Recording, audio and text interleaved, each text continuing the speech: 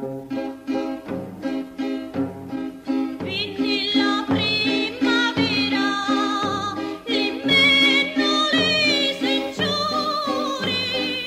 the Appennines to the Andes, monthly story. Here comes one of Buggy's notes. You should know that the Andes are in South America and mountain range, which means the story goes from the mountains of Italy, which means the story goes from the mountains of Italy to the mountains of South America.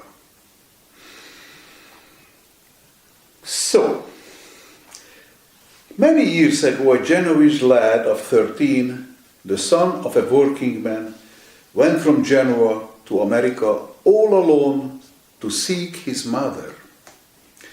His mother had gone 2 years before to Buenos Aires, a city, the capital of the Argentine Republic, to take service in a wealthy family and to thus earn in a short time enough to place her family once more in easy circumstances, they having fallen through various misfortunes into poverty and debt. There are courageous women, not a few, who take this long voyage with this long object in view, and who, thanks to the large wages which people in service receive there, return home at the end of a few years with several thousand lire.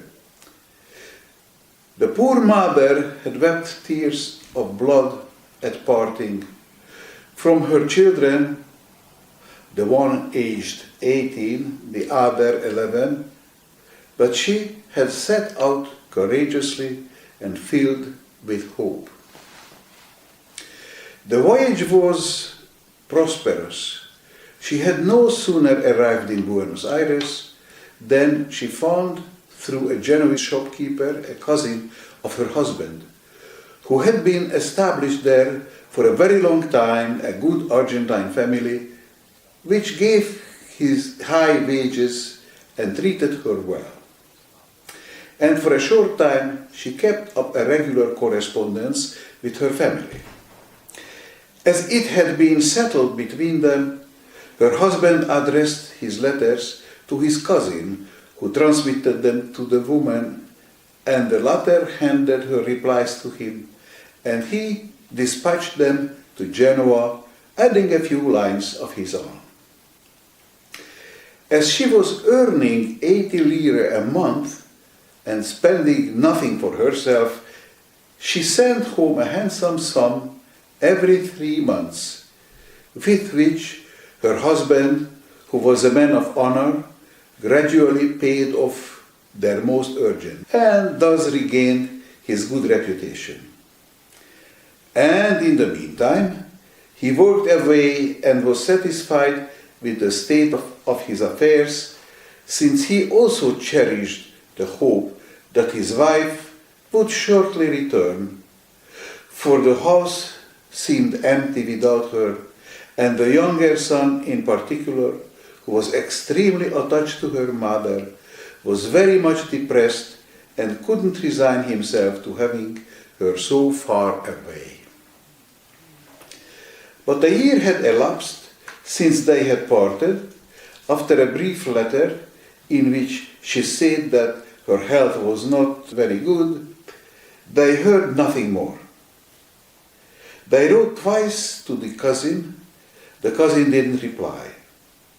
They wrote to the Argentine family where the woman was at service, but it is possible that the letter never reached them, for they had distorted the name in addressing it.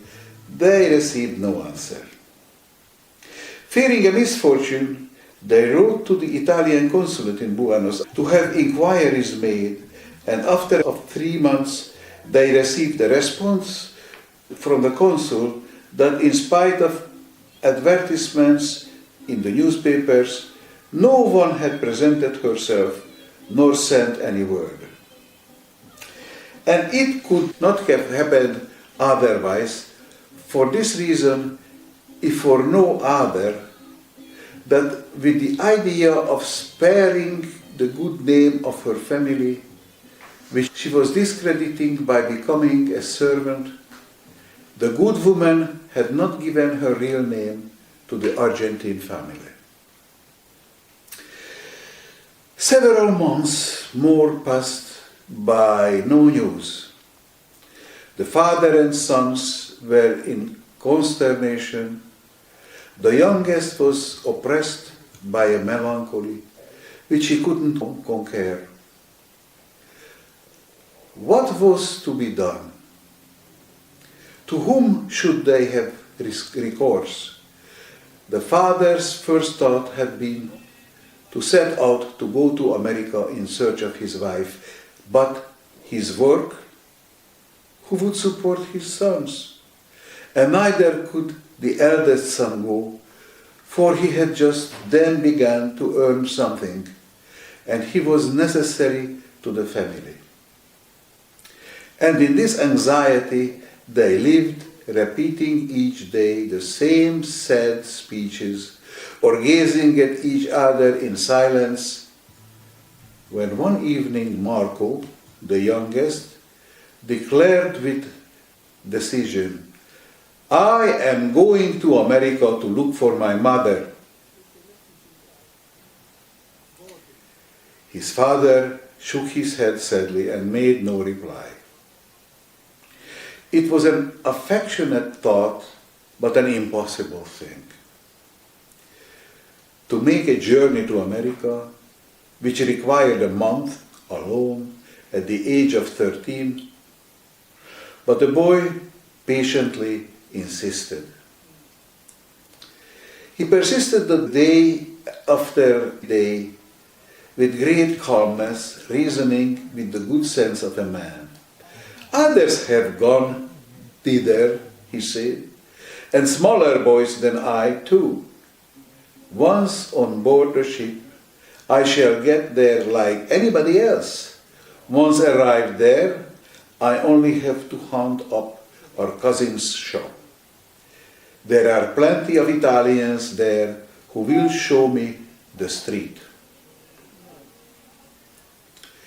After finding out, "Cousin, my mother is found, and if I do not find him, I will go to the consul. I will search out that Argentine family.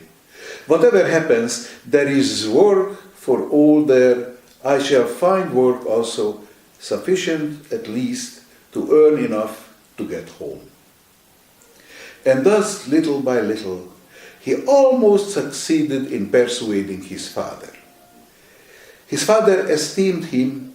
He knew that he had good judgment and courage, that he was inured to privations and to sacrifices, and that all these good qualities had acquired double force in his heart in consequence of the secret project of finding his mother, whom he adored. In addition to this, the captain of a steamer, the friend of an acquaintance of his, having heard the plan mentioned, undertook to procure a free third-class passage for the Argentine Republic. And then, after a little hesitation, the father gave his consent. The voyage was decided on. They filled the sack with clothes for him, put a few crowns in his pocket, and gave him the address of the cousin, and one fine evening in April, they saw him on board. "Marco, my son," his father said to him as he gave him his last kiss, with tears in his eyes, on the steps of the steamer, which was on the point of starting. "Take courage. Thou hast set out on a holy undertaking, and God will aid thee." Poor Marco, his heart was strong and prepared for the hardest trials of his voyage, But when he beheld the beautiful Genoa disappear on the horizon and found himself on the open sea, on that huge steamer thronged with emigrating peasants, alone, unacquainted with anyone, with that little bag which held entire fortune, a sudden discouragement assailed him. For 2 days he remained crouched like a dog on the bows, hardly eating and oppressed with a great desire to weep. Every description of sad thoughts passed through his mind, and the saddest, the most terrible, was the one which was the most persistent. In his broken and painful slumbers, he constantly beheld a strange face which surveyed him in an air of compassion and whispered in his ear, "Your mother is dead." And then he awoke, stifling a shriek. Nevertheless, after passing the Straits of Gibraltar, at the first sight of the Atlantic Ocean, he recovered the spirits of a little and his hope. But it was only a brief respite. That vast but always smooth sea, the increasing heat, the misery of all those poor people who surrounded him, the consciousness of his own solitude, overwhelmed him once more. The empty and monotonous days which succeeded each other become confounded in his memory, as is the case with sick people. It seemed to him that he had been at sea a year. And every morning, on waking, he felt surprised afresh at finding himself there alone on that vast watery expanse on his way to America.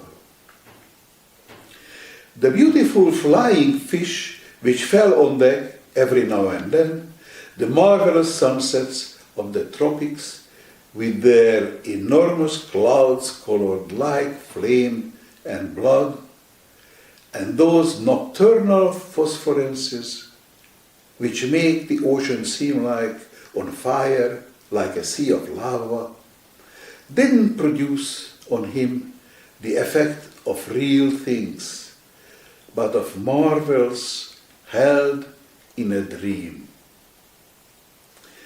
There were days of bed during which he remained constantly in the dormitory, where everything was rolling and crushing in the midst of a terrible chorus of lamentations and recantations, and he thought that his lust had come. There were other days when the sea was only a few lire left, but what mattered to him when he was near his mother? With his bag in his hand, he descended in company with many other Italians to the boat which carried him within a short distance of the shore, clambered down into a boat which bore the name of Andrea Doria, was landed on the wharf, saluted his old Lombard friend, and directed his course in long strides towards the city. On arriving at the entrance of the first street, he stopped a man who was passing by and begged him to show him in what direction he should go in order to reach the street of Los Artes. He chanced to have stopped an Italian working man.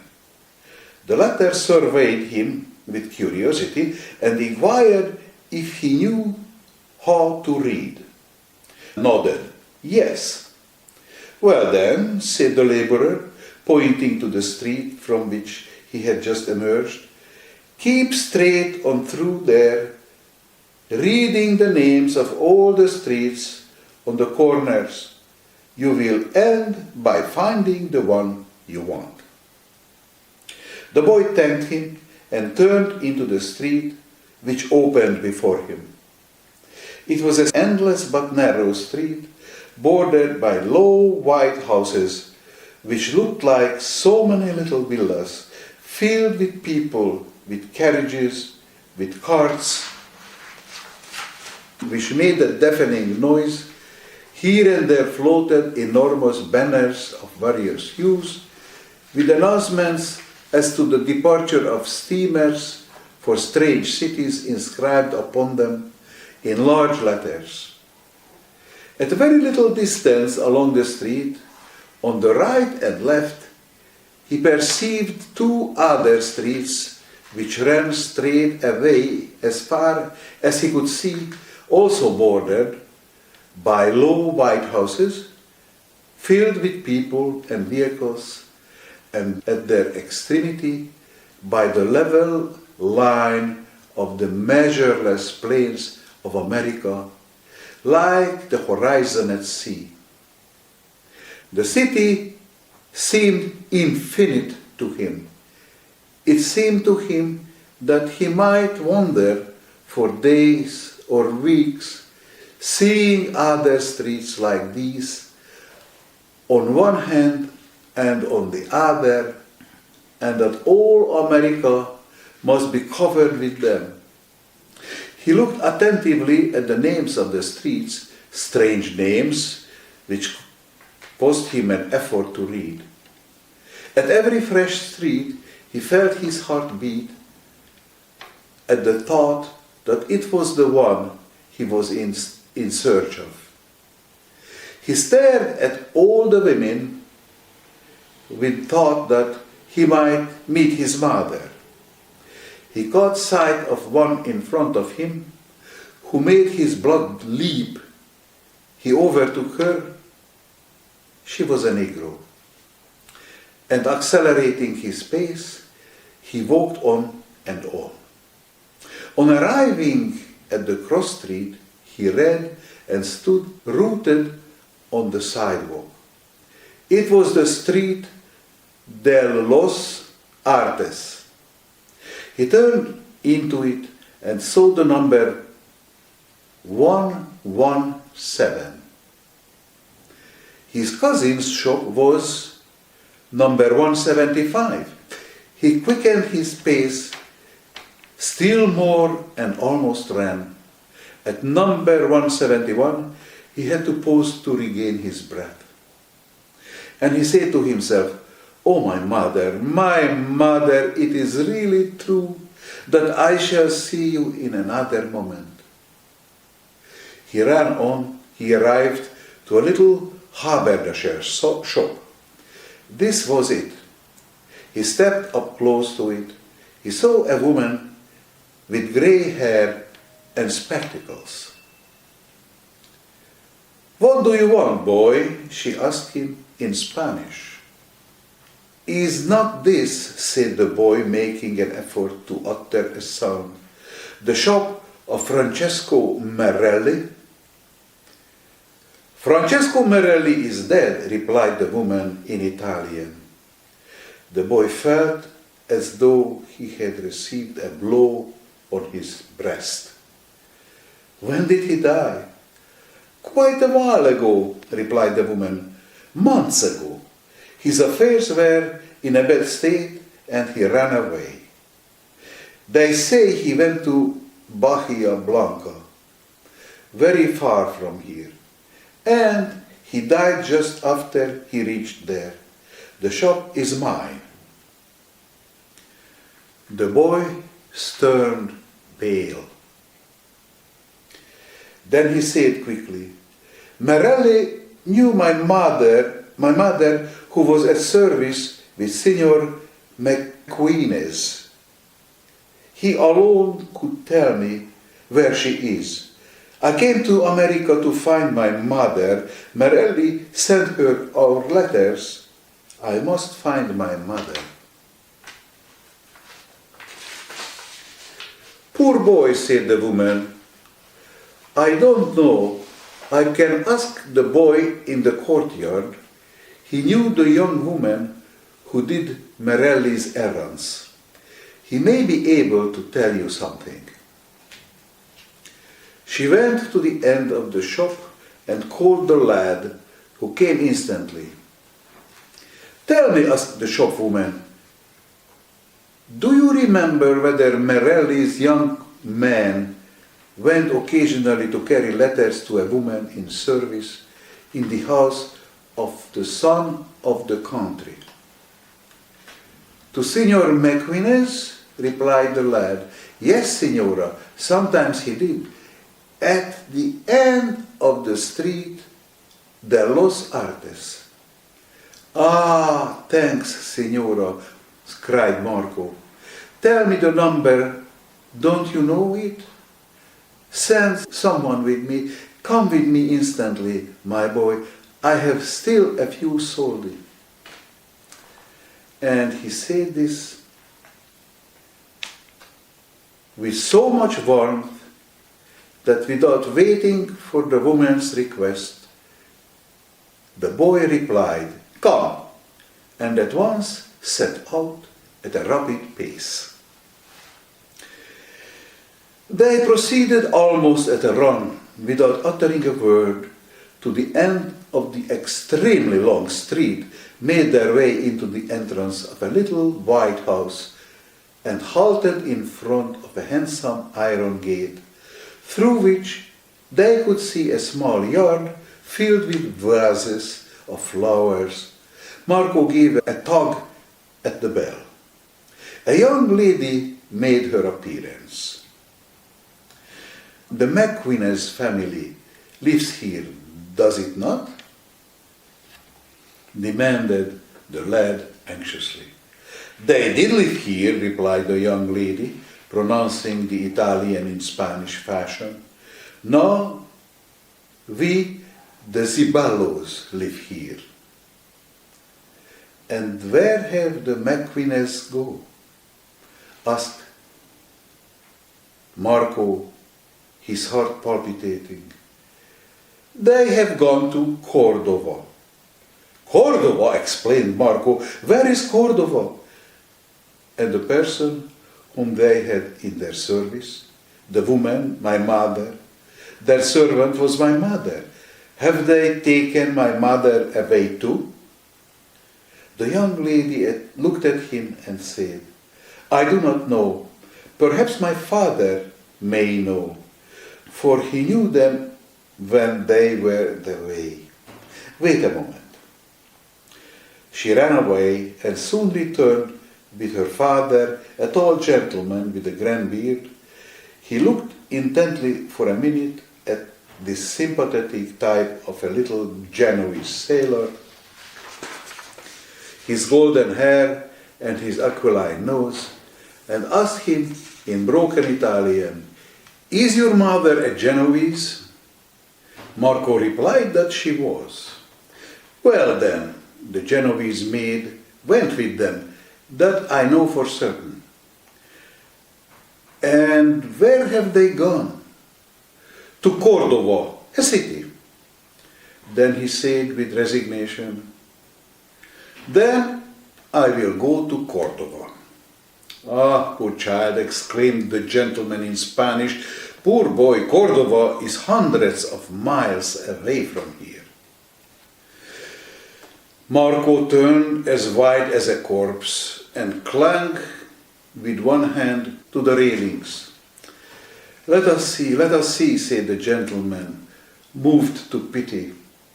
And opening the door, come inside a moment, let us see if anything can be done. He sat down, gave the boy a seat, and made him tell his story. Listened to it very attentively, meditated a little, then said resolutely, You have no money, have you? I still have some, a little, answered Marco. The gentleman reflected for 5 minutes more, then seated himself at a desk, wrote a letter, sealed it, and handing it to the boy, he said to him, Listen to me, little Italian. Take this letter to Boca. This is a little city which is half Genoese and lies 2 hours' journey from here. Anyone will be able to show you the road. Go there and find the gentleman to whom this letter is addressed and whom everyone knows. Carry the letter to him. He will send you off to the town of Rosario tomorrow and will recommend you to someone there who will think out a way of enabling you to pursue your journey to Cordoba, where you will find the Appennines family and your mother. In the meanwhile, take this. And he placed in his hand a few lire. Go and keep up your courage, and we'll find fellow countrymen of yours in every direction, and you will not be deserted. Adios. The boy said thanks without finding any other words to express himself, went out with his bag, and having taken leave of his little guide, he set out slowly in the direction of Boca, filled with sorrow and amazement, across the great and noisy town. Poor boy, said the woman. The boy said thanks, without finding any other words to express himself. Everything that happened to him from that moment until the evening of that day, ever afterward lingered in his memory in a confused and uncertain form, like the wild vagaries of a person in a fever, so weary he was, so troubled, so despondent. And at nightfall, on the following day, after having slept overnight in a poor little chamber in a house in Boca, beside the harbor porter, after having passed nearly the whole of that day seated on a pile of beams, and as in delirium, in sight of thousands of ships and boats and tugs, he found himself on the poop of a large sailing vessel loading with fruits, which was setting out for the town of Rosario, managed by 3 robust Genoese who were bronzed by the sun, and their voices and the dialect which they spoke put a little comfort into his heart once more. They set out, and the voyage lasted 3 days and 4 nights, and it was a continual amazement to the little traveler. 3 days and 4 nights on that wonderful river, Parana, in comparison with our great Po, is but a rivulet. And the length of Italy quadruple does not equal that of its course. The barge advanced slowly against this immeasurable mass of water. It threaded its way among long islands, once the haunts of serpents and tigers covered with orange trees and willows. One of Böji's notes here: there are no tigers in South America. This is a flourish of the author's fantasy. Doesn't take away anything from the reading, but there are no tigers in South America. Like floating cup pieces, now they passed through narrow canals from which it seemed as though they could never issue forth. Now they sailed out on a vast expanse of water, having the aspect of great tranquil lakes, then among islands again, through the intricate channels of an archipelago amid enormous masses of vegetation. A profound silence reigned. For long stretches, the shores and very vast and solitary waters produced the impression of an unknown stream upon which this poor little sail was the first in all the world to venture itself. The further they advanced, the more this monstrous river dismayed him. He imagined that his mother was at its source and that their navigation must last for years. Twice a day he ate a little bread and salted meat with the boatman, who, perceiving that he was sad, never addressed a word to him. At night, he slept on the deck and woke every little while with a start, astounded by the limpid light of the moon, which silvered the immense expanse of water and the distant shores, and then his heart sank with him.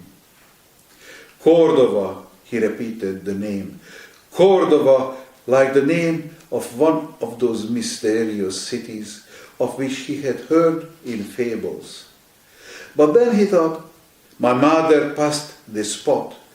She saw these islands, these shores, and then these places upon which the glance of his mother had fallen no longer seemed strange and solitary to him. At night, one of the boatsmen sang. That voice reminded him of his mother's song when she had lulled him to sleep as a little child. On the last night, when he heard that song, he sobbed. The boatman interrupted his song, then he cried, "Courage, courage, my son, what the deuce?" A Genoese crying because he is far from home. The Genoese make the circuit of the world, glorious and triumphant. And at these words, he shook himself.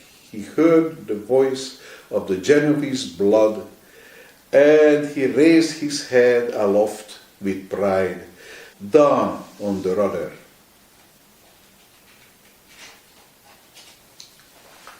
Well, yes, said to himself, and I am also obliged to travel for years and years to come, all over the world, and to traverse hundreds of miles on foot. I will go on until I find my mother, were I to give in a dying condition, and fall dead at her feet. If only I can see her once again. Courage! And with this frame of mind, he arrived at daybreak on a cool and rosy morning in front of the city of Rosario, situated on the high bank of the Parana, where the beflagged yards of 100 vessels of every land were mirrored in the waves. Shortly after landing, he went to the town, bag in hand, to seek an Argentine gentleman for whom his protector in Boca had entrusted him with a visiting card with a few words of recommendation. On entering Rosario, it seemed to him that he was coming into a city with which he was already familiar. There were the straight, interminable streets, bordered with low white houses, traversed in all directions above the roofs by great bundles of telegraph and telephone wires, which looked like enormous spider webs, and a great confusion of people, of horses, and of vehicles. His head grew confused. He almost thought that he had got back to Buenos Aires and was hung up. He wandered about for nearly an hour, making one turn after another, and seeming always to come back to the same street, and by dint of inquiring, he found the house of his new protector. He pulled the bell. There came to the door a big, light-haired, gruff man who had the air of a steward and had demanded awkwardly with a foreign accent, What do you want? The boy mentioned the name of his patron. The master has gone away, replied the steward. He set out yesterday afternoon for Buenos Aires with his whole family. The boy was left speechless. Then he stammered, "But I have no one here. I am alone." And he offered the card. The steward took it, read it, and said surlily, "I don't know what to do for you. I'll give it to him when he returns a month hence." "But I am alone. I am in need," exclaimed the lad in a supplicating voice. Come now," said the other, "just as though there were not a plenty of your sort from your country in Rosario. Be off and do your begging in Italy." And he slammed the door in his face. The boy stood there as though he had been turned to stone.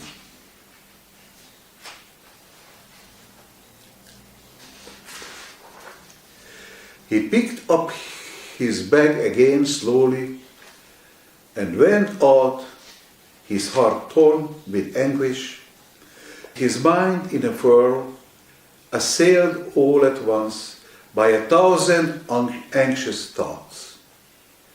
What was to be done? Where was he to go? From Rosario to Cordova was a day's journey by rail. He had only a few lire left. After deducing what he should be doing to spend that day, he would have next to nothing left. Where was he to find money to pay his fare? He could work, but how? To whom would he apply for work? Ask alms? No. To be insulted, humiliated as he had been a little while ago? No, never. Never more. Rather would he die. And at this idea, and at this sight of the very long street, which was lost in the distance of the boundless plain, he felt his courage desert him once more, flung his bag on the sidewalk, sat down with his back against the wall, and bent his head between his hands in an attitude of despair. People jostled him with their feet, and they passed. The vehicles filled the road with noise. Several boys stepped to look at him, and he remained thus for a while. Then he was startled by a voice saying to him in a mixture of Italian and Lombard dialect, "What is the matter, little boy?" He raised his face at these words and instantly sprang to his feet, uttering an exclamation of wonder. "You here?" It was the old Lombard peasant with whom he had struck up a friendship during the voyage. The amazement of the peasant was no less than his own, but the boy didn't leave him to time to question him, and he rapidly recounted the state of his affairs. "Now I am without a soldo, I must go to work. Find me work that I may get together a few lire. I will do anything. I will carry rubbish. I will sweep the streets. I can run on errands or even work in the country. I am content to live on the black bread, but only let it be so that I may set out quickly, that I may find my mother once more. Do me this charity and find me work for the love of God, for I can do no more." The deuce, said the peasant, looking about him and scratching his chin. "What a story is this? To work, That he soon said, "Let us look about a little. Is there no way of finding 30 lire among so many fellow countrymen?" The boy looked at him, consoled by a ray of hope. "Come with me," said the peasant. "Where?" asked the lad, gathering up his bag again. "Come with me." The peasant started on. Marco followed him. They traversed a long stretch of street together without speaking. The peasant halted at the door of an inn which had for its sign a star and an inscription beneath, "The Star of Italy." He thrust his face in, and turning to the boy, he said cheerfully, "We have arrived at just the right moment." They entered a large room where there were numerous tables and many men seated, drinking and talking loudly. The old Lombard approached the first table, and from the manner in which he saluted the 6 guests who were gathered around it, it was evident that he had been in their company until a short time previously. They were red in the face and were clinking their glasses and vociferously and laughing. "Comrades," said the Lombard, without any preface, remaining on his feet and presenting Marco. "Here is a poor lad, fellow countryman, who has come alone to Buenos Aires to seek his mother. At Buenos Aires, they told him, she is not here, she is in Cordova. He came in a bark to Rosario, 3 days and 3 nights on the way, with a couple of lines of recommendations. He presents the card, they make an ugly face at him. He hasn't a centesimo to bless himself with. He is here alone and in despair. He's a lad full of heart. Can't we find enough to pay for his ticket to go to Cordova in search of his mother? Are we to leave him here like a dog? Never in the world, by heavens! That shall never be, they all shouted at once, hammering on the table with their fists. A fellow countryman of ours? Come hither, little fellow. We are emigrants. See what a handsome young rogue. Out with your coppers, comrades. Bravo, come along. He has daring. Drink a cup, patriota. We will send you to your mother, never fear. And one pinched his cheek, another slapped him on the shoulder, a third relieved him of his bag, other emigrants rose from the neighboring tables and gathered about the boy's story, made the round of the inn. 3 Argentine guests hurried in from the adjoining room, and in less than 10 minutes, the Lombard peasant who was passing round the hat had collected 42 lire. Do you see? He then said, turning to the boy. How fast things are done in America. Drink, cried another to him, offering him a glass of wine. To the health of your mother. All raised their glasses, and Marco repeated, to the health of my... But a sob of joy choked him, and setting the glass on the table, he flung himself on the old man's neck.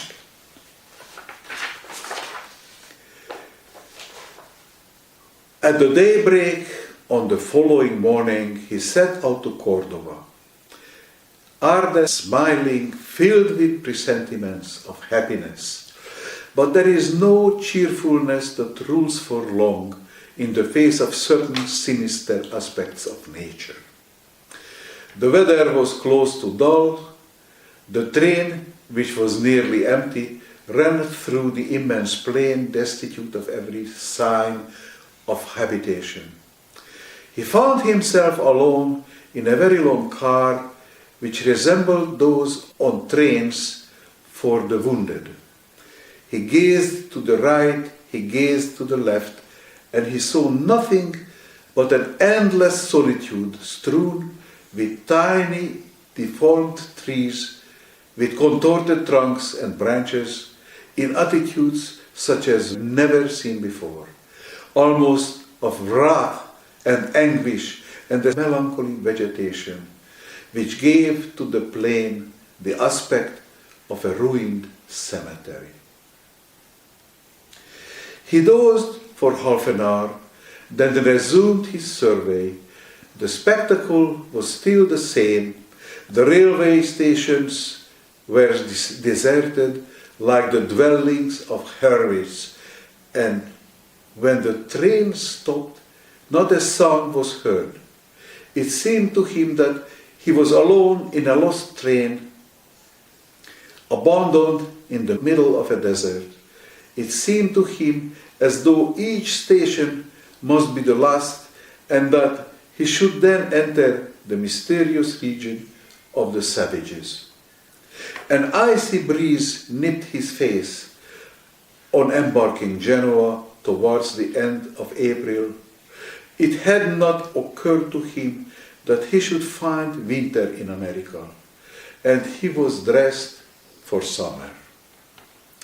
After several hours of this, he began to suffer from cold, and in connection with the cold, from the fatigue of the days he had recently passed through, filled as had been with violent emotions, and from sleepless and harassing nights. He fell asleep, slept a long time, and awoke benumbed. He felt ill. Then a vague terror of falling ill, of dying on the journey, seized upon him.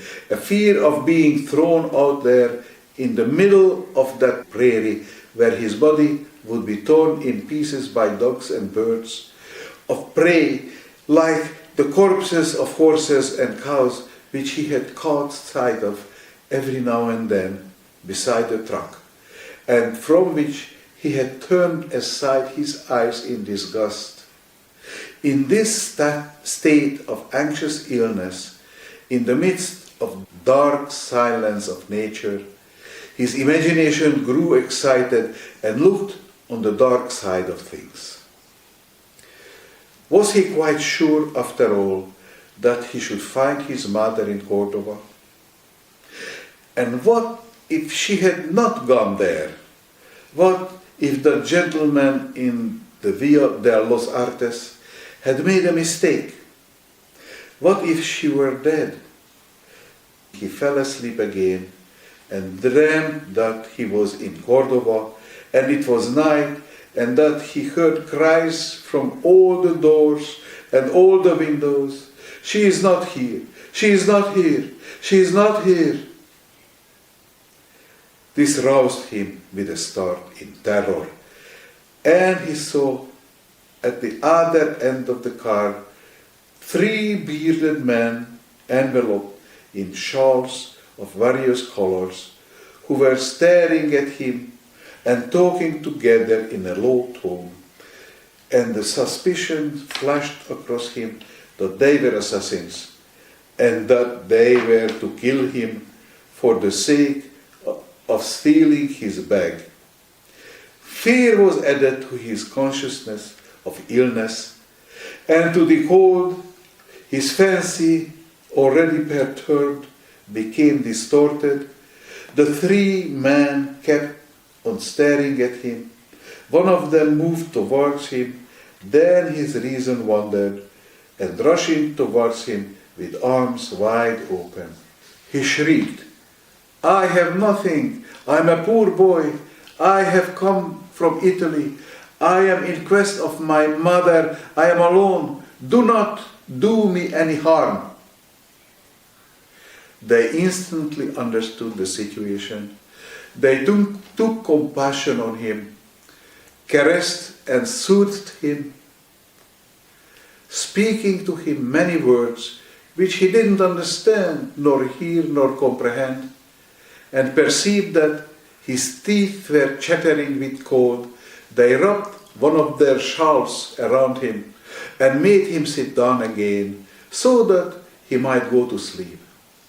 And he did fall asleep once more when the twilight was descending. When they aroused him, he was in Cordova. Ah, what a deep breath he drew, and with that impetuously he flew from the car. He inquired of one of the station's employees where the house of the engineer Appennines was situated. The latter mentioned the name of a church. It stood beside the church. The boy hastened away. It was night. He entered the city, and it seemed to him that he was entering Rosario once more, that he again beheld those streets flanked with little white houses and intersected by other very long and straight streets. But there were very few people, and under the lights of the rare street lanterns, he encountered strange faces of a hue unknown to him, between black and greenish, and raising his head from time to time, he beheld churches of bizarre architecture, which were outlined black and vast against the sky. The city was dark and silent, but after having traversed the immense desert, it appeared lively to him. He inquired his way of a priest, speedily found the church and the house, pulled the bell with one trembling hand, and pressed the other on his breast to repress the beating of his heart, which was leaping into his throat. An old woman with a light in her hand opened the door. The boy could not speak at once. "Whom do you want?" demanded the dame in Spanish. "The engineer Appennines," replied Marco. The old woman made a motion to cross his arms on her breast and replied with a shake of head, "So you too have dealings with the engineer Appennines? It strikes me that it is time to stop this. We have been worried for the last 3 months. It is not enough that the newspapers have said it. We shall have to have it printed on the corner of the street that Senor Appennines has gone to live in Tucumán."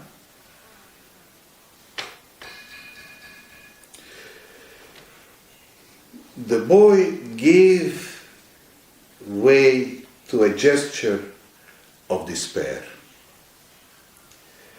Then he gave way to an outburst of passion. "So there is a curse upon me. I am doomed to die on the road without having found my mother. I shall go mad. I shall kill myself. My God, what is the name of that country? Where is it? At what distance is it situated?" "Ah, poor boy," replied the old woman, moved to pity. "A mere trifle. We are 400 or 500 miles from there, at least." The boy covered his face with his hands. Then he asked with a sob, "And now what am I to do?" "What am I to say to you, my poor child?" responded the dame. "I don't know." But suddenly an idea struck her, and she added hastily, "Listen, now that I think of it, there is one thing that I can do. Go down the street to the right, and at the third house you will find a courtyard. There is a capataz, a trader, who is setting out tomorrow to Tucumán, with his wagons and his oxen. Go and see if he will take you and offer him your services. Perhaps he will give you a place on his wagons. Go at once.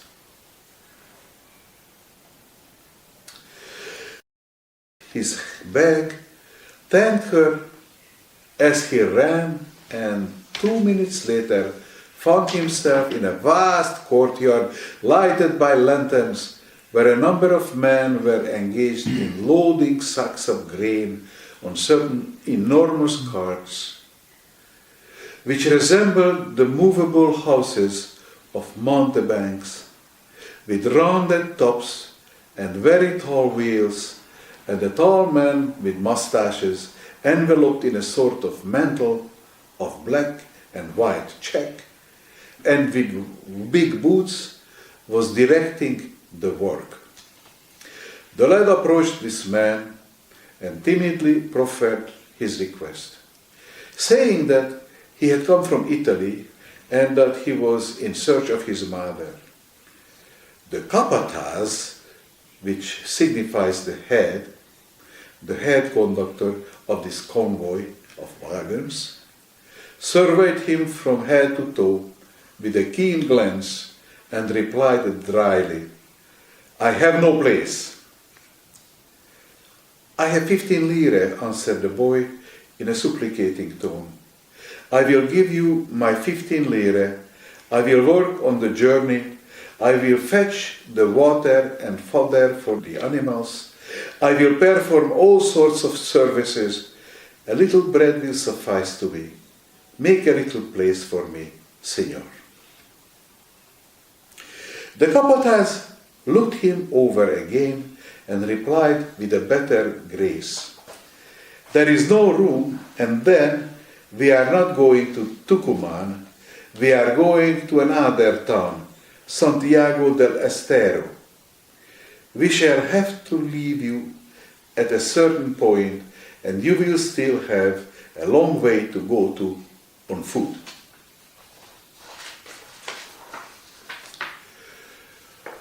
"Oh, I will make twice as long a journey," exclaimed Marco. "I can walk, do not worry about that. I shall get there by some means or other. Make a little room for me, Signor. Out of charity, for pity's sake, do not leave me here alone." "Beware, it is a journey of 20 days. It matters nothing to me. It is a hard journey. I will endure everything. You will have to travel alone. I fear nothing. If I had only found my mother, have compassion." The capataz drew his face close to a lantern and scrutinized him. Then he said, "Very well." The lad kissed his hand. "You shall sleep in one of the wagons tonight," added the capataz, and he quitted him. "Tomorrow morning at 4 o'clock I will wake you. Good night." At 4 o'clock in the morning, by the light of the stars, the long string of wagons set out in motion with a great noise. Each cart was drawn by 6 oxen, and all were followed by the great number of spare animals for a change.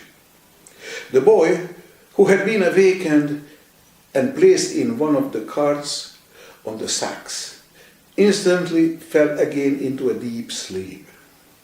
When he awoke, the convoy had halted in a solitary spot, full in the sun, and all the men, the peones, were seated round a quarter of calf, which was roasting in the open air, beside a large fire which was flickering in the wind. They all ate together, took a nap, and then set out again, and thus the journey continued, regulated like a march of soldiers. Every morning they set out on the road at 5 o'clock, halted at 9, set out again at 5 o'clock in the evening, and halted again at 10. The peones rode on horseback and stimulated the oxen with long goad.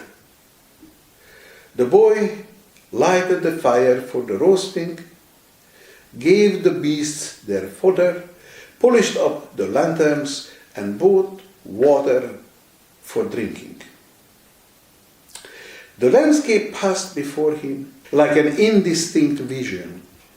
Vast groves of little brown trees, villages consisting of a few scattered houses with red battlement facades, very vast tracts, possibly the ancient beds of great salt lakes, which gleamed white with the salt as far as the eye could see, and on every hand, and always, the prairie solitude, silence. On very rare occasions, they encountered 2 or 3 travelers on horseback, followed by a herd of picked horses, who passed them at a gallop like a wind. The days were all alike, at sea, wearisome and interminable, but the weather was fine. The peonies became more and more exacting every day, as though the lad were their bond slave. Some of them treated him brutally, with threats, or forced him to serve them without mercy. They made him carry enormous bundles of forage. They sent him to get water at great distances, and he, broken with fatigue, could not even sleep at night, continually tossed about, as he was by the violent jolts of the wagon and the deafening groaning of the wheels and wooden axles. And in addition to this, the wind, having risen a fine reddish greasy dust, which enveloped everything, penetrated the wagons, made its way under the covers, filled his eyes and mouth, robbed him of sight and breath, constantly, oppressively, insupportably. Worn out with toil and lack of sleep, reduced to rags and dirt, reproached and ill-treated from morning till night, the poor boy grew every day more dejected and would have lost heart entirely if the capataz had not addressed a kind word to him now and then. He often wept unseen in a corner of the wagon, with his face against his bag, which no longer contained anything but rags. Every morning he rose weaker and more discouraged, and as he looked out over the country and held always the same boundless and implacable plain, like a terrestrial ocean, he said to himself, "I shall not hold out until tonight. Today I shall die on the road." And his toil increased, his ill-treatment was redoubled. One morning, in the absence of the capataz, one of the men struck him because he had delayed in fetching the water. And then they all began to take turns at it. They then gave him an order, dealing him a kick, saying, "Take that, you vagabond, carry that to your mother." His heart was breaking. He fell ill. For 3 days he remained in the wagon, with a coverlet over him, fighting a fever, and seeing no other except the capataz, who came to give him his drink and feel his pulse. He believed that he was lost and invoked his mother in despair, calling her 100 times by name. "Oh my mother, help me, come to me, for I am dying. Oh, my poor mother, I shall never see you again. My poor mother, who will find me dead beside the way?" And he folded his hands over his bosom and prayed. Then he grew better, thanks to the care of the capataz, and recovered, but with his recovery arrived the most terrible day of his journey, the day on which he was to be left to his own devices. They had been on the way for more than 2 weeks when they arrived at a point where the road to Tucumán parted from that which leads to Santiago del Estero. The capataz announced to him that they must separate. He gave him some instructions with regard to the road, tied his bag on his shoulders in a manner which would not annoy him as he walked, and breaking off short as though he feared that he should be affected, he bade him farewell. The boy had barely time to kiss him on one arm. The other man, too, who had treated him so harshly,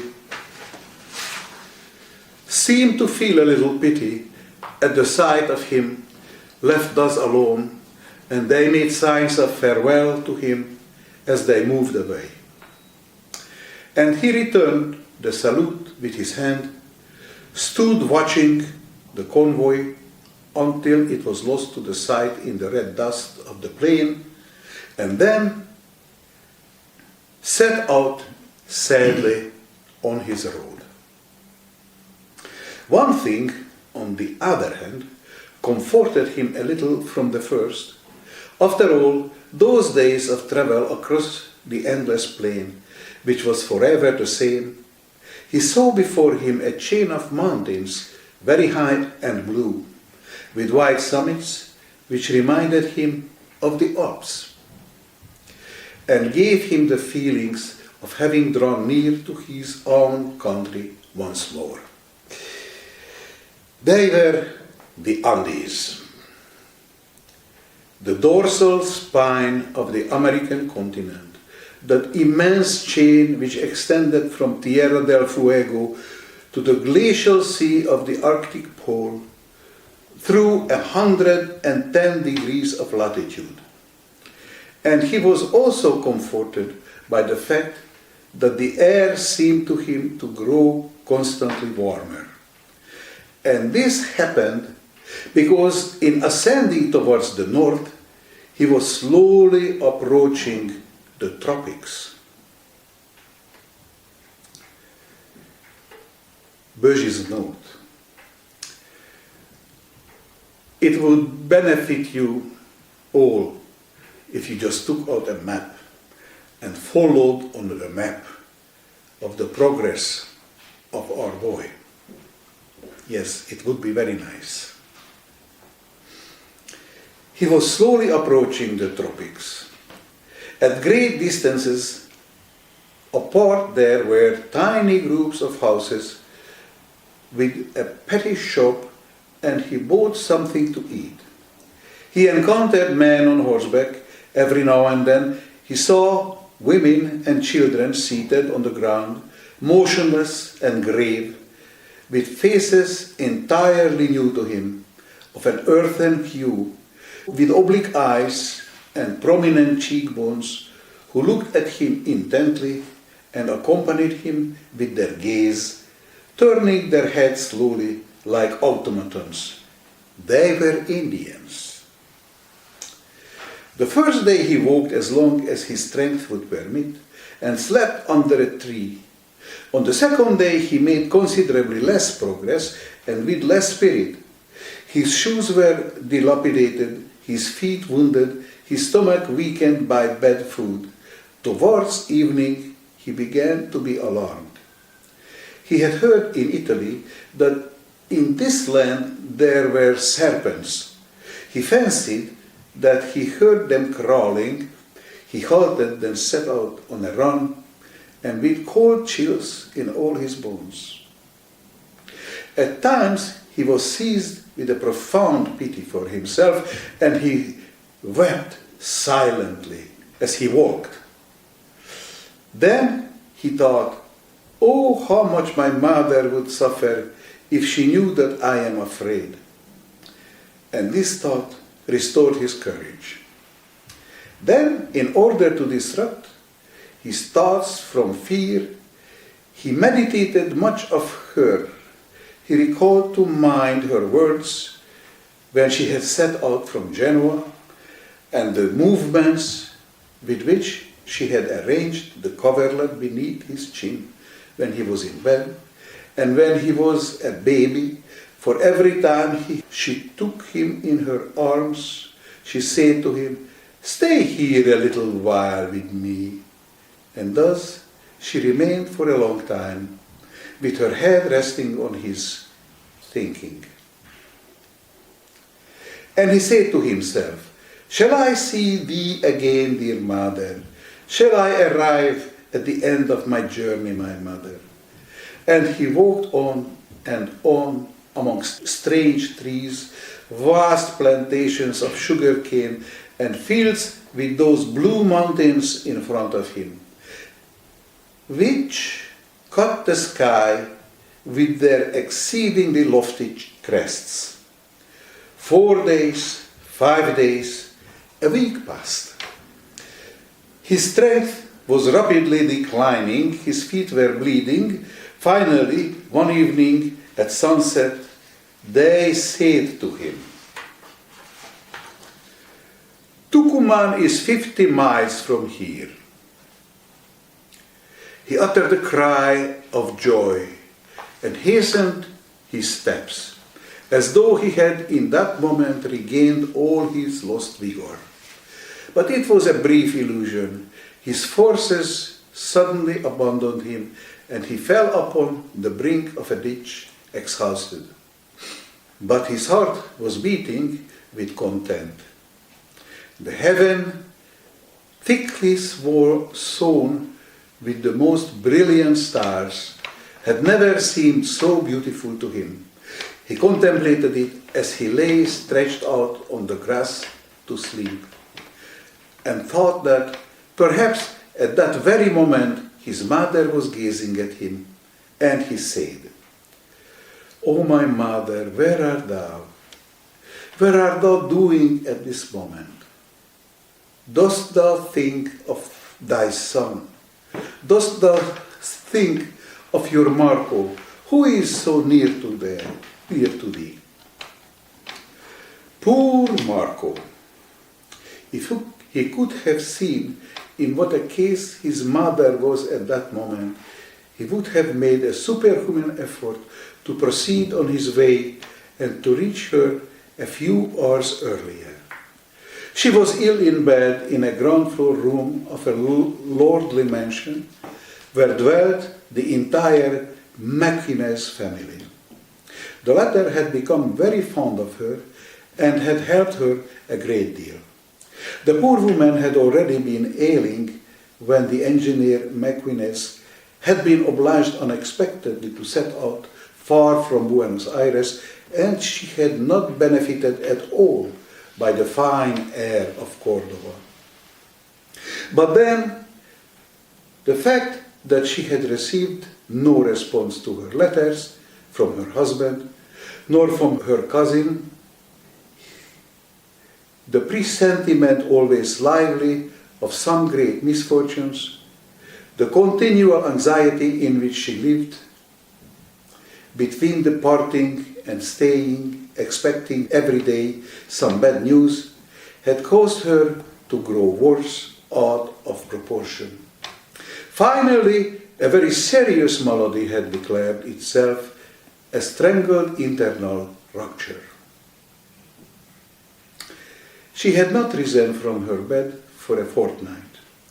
A surgical operation was necessary to save her life.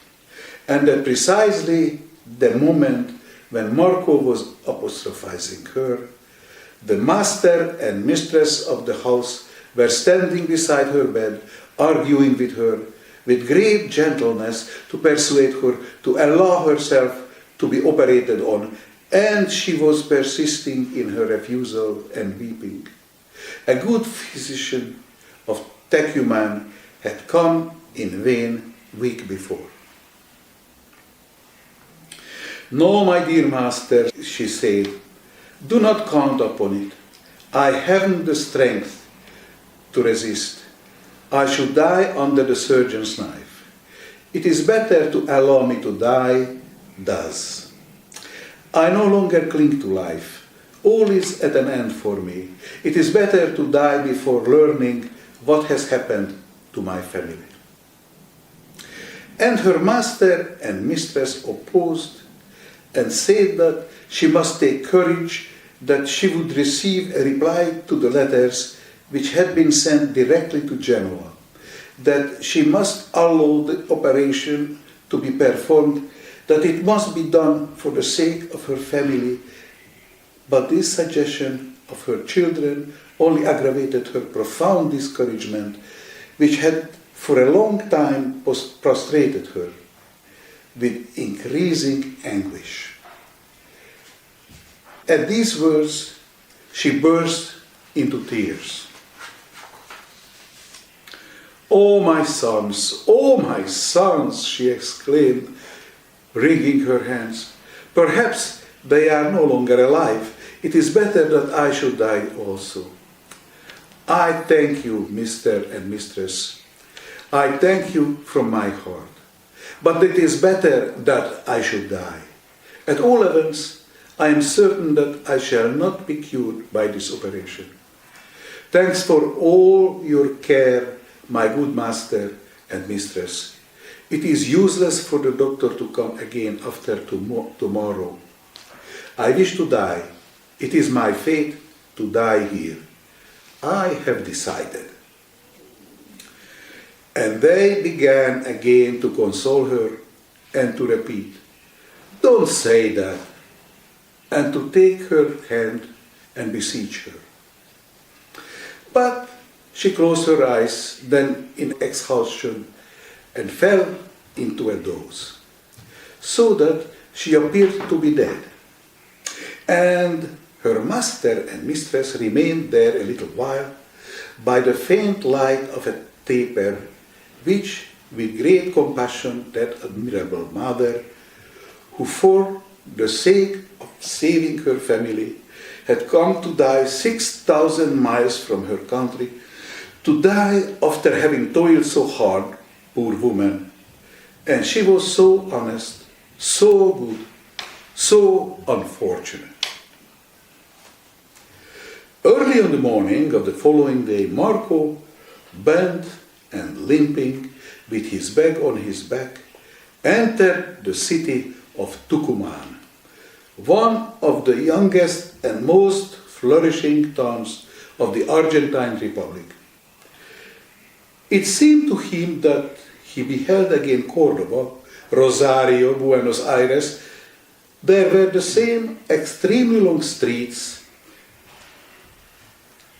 the same low white houses, but on every hand there was a new and magnificent vegetation, a perfumed air, a marvelous light, a sky limpid and profound, such as he had never seen ever in Italy. As he advanced through the streets, he experienced once more the feverish agitation which had seized on him at Buenos Aires. He stared at the windows and doors of all the houses. He stared at all the women who passed him with an anxious hope that he might meet his mother. He would have liked to question everyone, but did after the poor, tattered, dusty lad, who showed that he had come from afar. And he was seeking among all these people a countenance which should inspire him with confidence in order to direct to its owner the tremendous query, when his eyes fell upon the sign of an inn upon which was inscribed in Italian name. Inside were a man with spectacles and two women. He approached the door slowly, and summoning up a resolute spirit, he inquired, "Can you tell me, Signor, where the family Mequinez is?" "The engineer Mequinez?" asked the innkeeper. "The engineer Mequinez," replied the lad in a thread of a voice. "The Mequinez family is Not in Tucuman, replied the innkeeper.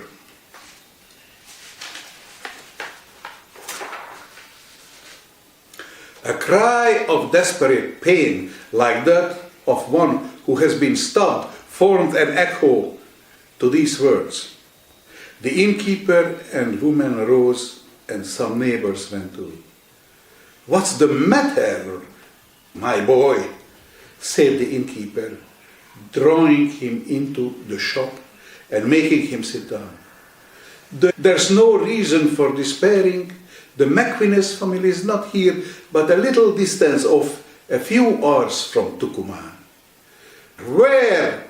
shrieked Marco, springing up like one restored to life. 15 miles from here," continued the man, "on the river of Saladillo, in a place where a big sugar factory is being built and a cluster of houses. Signor McInnes' house is there. Everyone knows it. You can reach it in a few hours." "I was there a month ago," said a youth who had hastened up at the cry. Marco stared at him with wide-open eyes and asked him hastily, turning pale as he did so, "Did you see the servant of Signor McInnes, the Italian?" "The Genoese? Yes, I saw her." Marco burst into a convulsive sob, which was half a laugh and half a sob. Then, with a burst of violent resolution, "Which way am I to go?" Quick, the road. I shall set out instantly. Show me the way." "But it is a day's march," they all told him in one breath. "You are weary, you should rest, you can set out tomorrow." "Impossible," replied the lad. "Tell me the way. I will not wait another instant. I shall set out at once. Were I to die on the road?" On perceiving him so inflexible, they no longer opposed him. "May God accompany you," they said to him. "Look out for the path through the forest. A fair journey to you, little Italian." A man accompanied him outside the town, pointed out to him the road, gave him some counsel, and stood still to watch him start. At the expiration of a few minutes, the lad disappeared limping with his bag on his shoulders behind the thick trees which lined the road. That night was a dreadful one for the poor sick woman. She suffered atrocious pain, which wrung her shrieks that were enough to burst her veins and rendered her delirious. The woman waited on her. She lost her head. Her mistress ran in from time to time in affright. All began to fear that even if she had decided to allow herself to be operated on, the doctor, who was not to come until the next day, would arrive too late. During the moments when she was not raving, however, it was evident that her most terrible torture arose not from her bodily pains, but from the thought of her distant family. Emaciated, wasted away, with changed visage, she thrust her hands through her hair with a gesture of desperation and shrieked, my God, to die so far away, to die without seeing them again. My poor children, who will be left without a mother, my poor little creatures, my poor darlings, my Marco, who is still so small, only as tall as this, and so good and so affectionate. You do not know what a boy he was. If you only knew, Signora, I could not detach him from my neck when I set out. He sobbed in a way to move your pity. He sobbed, it seemed as though he knew that he would never behold his poor mother again. Poor Marco, my poor baby, I thought that my heart would break. Oh, if I had only died then, died while they were bidding me farewell. If I had but dropped dead, without a mother, my poor child, he would love me so dearly, he needed me so much. Without a mother, in misery, he will be forced to beg. He, Marco, my Marco, will stretch out his hand, famishing. O eternal God, no, I will not die. The doctor, call him at once. I let him come. Let him cut me. Let him cleave my breast. Let him drive me mad. But let him save my life. I want to recover. I want to live, to depart, to flee. Tomorrow at once. The doctor, help, help. And the woman seized her hands and soothed her and made her calm herself little by little, and spoke to her of God and of hope. And then she fell back again into a mortal dejection, wept with her hands clutched in her grey hair, moaned like an infant, uttering a prolonged lament and murmuring from time to time, "Oh, my Genoa, my house, all that sea, oh, my Marco, my poor Marco, where is he now, my poor darling?" It was midnight, and her poor Marco, after having passed many hours on the brink of a ditch, his strength exhausted, was then walking through a forest of gigantic trees, monsters of vegetation, huge boughs like the pillars of a cathedral, which interlaced their enormous crests, silvered by the moon at a wonderful height. Vaguely, amid the half gloom, he caught glimpses of myriads of trunks of all forms, upright, inclined, contorted, crossed in strange postures of menace and of conflict, some overthrown on the earth, like towers which had fallen bodily, and covered with a dense and confused mass of vegetation, which seemed like a furious throng disputing the ground span by span. Others collected in great groups, vertical and serrated, like trophies of titanic lances. Those tips touched the clouds, a superb grandeur of prodigious disorder of colossal forms, the most majestic, terrible spectacle which vegetable nature ever presented. At times he was overwhelmed by the great stupor, but his mind instantly took flight again towards his mother. He was worn out with bleeding feet, alone in the middle of this formidable forest, where it was only at long intervals that he saw tiny human habitations, which at the foot of these trees seemed like the anthills, or some buffalo asleep beside the road. He was exhausted, but he was not conscious of his exhaustion. He was alone, and he felt no fear. The grandeur of the forest rendered his soul grand. His nearness to his mother gave him the strength and the hardihood of a man. The memory of the ocean, of the alarms, of the sufferings which he had undergone and vanquished, of the toil which he had endured, of the iron constancy which he had displayed, caused him to uplift his brow. All his strong and noble Genoese blood flowed back to his heart in an ardent tide of joy and audacity. And a new thing took place within him, while he had, up to his time, borne in his mind an image of his mother, dimmed and paled somewhat by the 2 years of absence. At that moment, the image grew clear. He again beheld her face, perfect and distinct, as he had not beheld it for a long time.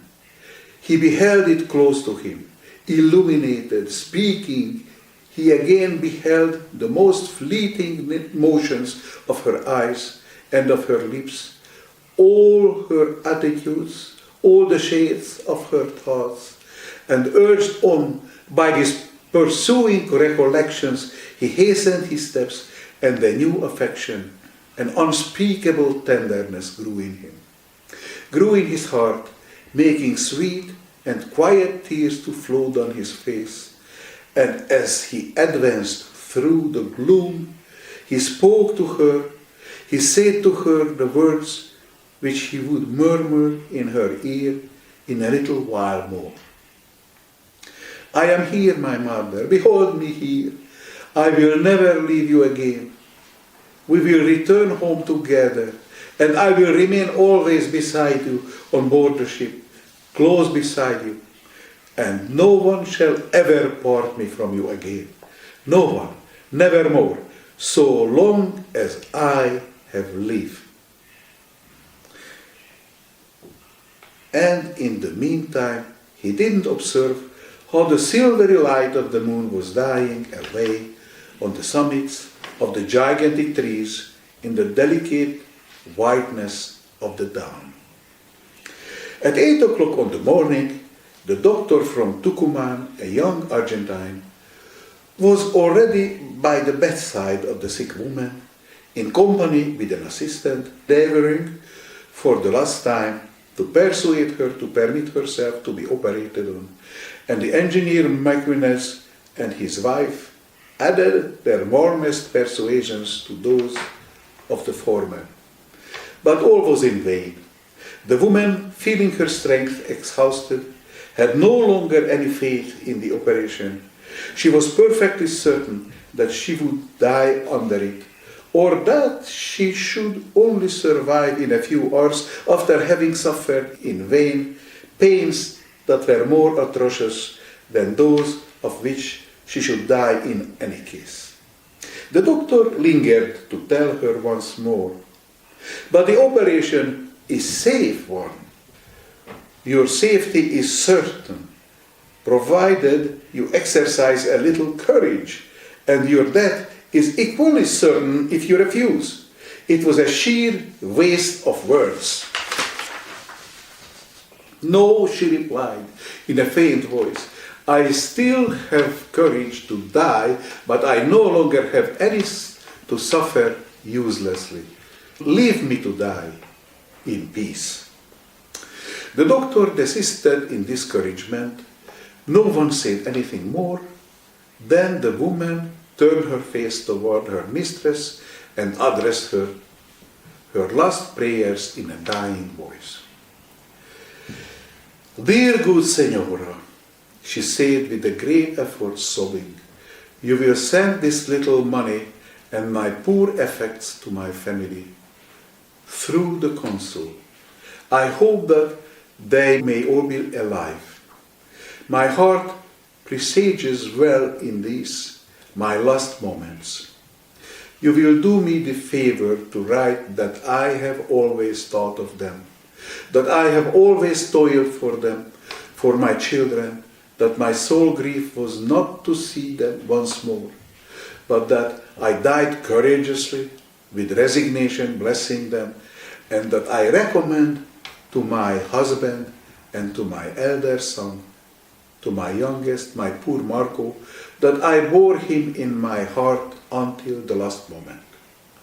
And suddenly she became excited and shrieked as she clasped her hand, my Marco, my baby, my life!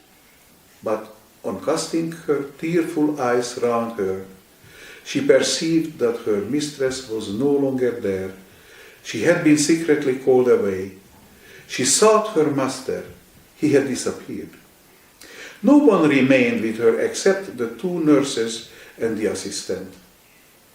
She heard in an adjoining room the sound of hurried footsteps, a murmur of hasty and subdued voices, and repressed exclamations. The sick woman fixed her glazing eyes on the door in expectation. At the end of a few minutes, she saw the door open with an unusual expression on his face. Then her mistress and master, with their countenance also altered. All three gazed at her with a singular expression and exchanged a few words in a low tone. She fancied that the doctor said to her mistress, "Better let it be at once." She said, not understand. "Josepha," said the mistress to the sick woman in a trembling voice, "I have some good news for you. Prepare your heart for good news." The woman observed her intently. "News," pursued the lady, "which will give you great joy." The sick woman's eyes dilated. "Prepare yourself," continued her mistress, "to see a person of whom you are very fond." The woman raised her head with a vigorous movement and began to gaze in rapid succession, first at the lady and then at the door with flashing eyes. "A person," added the lady, turning pale, "who has just arrived unexpectedly." "Who is it?" shrieked the woman with a strange and choked voice, like that of a person in terror. An instant later, she gave vent to a shrill scream, sprang into a sitting posture in her bed, and remained motionless with starting eyes and her hands pressed to her temples, as if the presence of a supernatural apparition. Marco, tattered and dusty, stood there on the threshold, held back by the doctor's hand on one arm. The woman uttered three shrieks, "God, God, my God!" Marco rushed forward.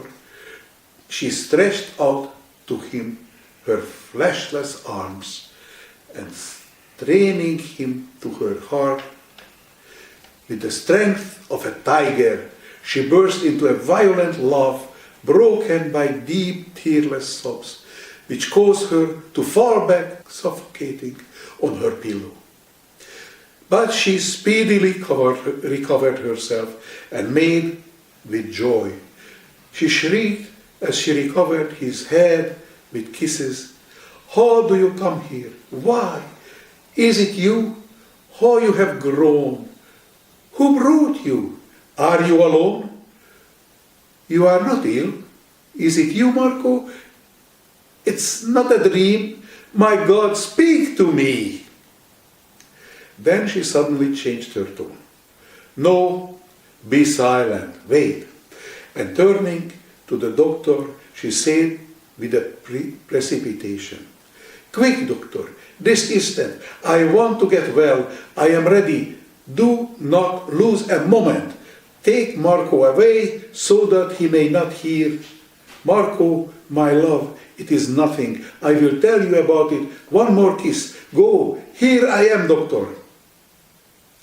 Marco was taken away.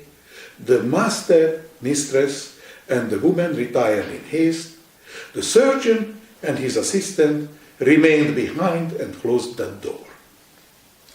Signor Appennines attempted to lead Marco to a distant room, but it was impossible. He seemed rooted to the pavement. "What is it?" he asked. "What is the matter with my mother? What are they doing to her?" And then Appennines said softly, still trying to draw him away, "Here, listen to me. I will tell you. Your mother is ill. She must undergo a little operation. I will explain it all to you. Come with me." "No," replied the lad, resisting. "I want to stay here. Explain it to me here." The engineer heaped words on words. As he drew him away, the boy began to grow terrified and to tremble. Suddenly an acute cry, like that of one wounded to the death, rang through the whole house. The boy responded with another desperate shriek, "My mother is dead!" The doctor appeared at the threshold and said, "Your mother is saved." The boy gazed at him for a moment and flung himself at his feet, sobbing, "Thanks, doctor." But the doctor raised him with a gesture, saying, "Rise. It is you, your heroic child, who have saved you."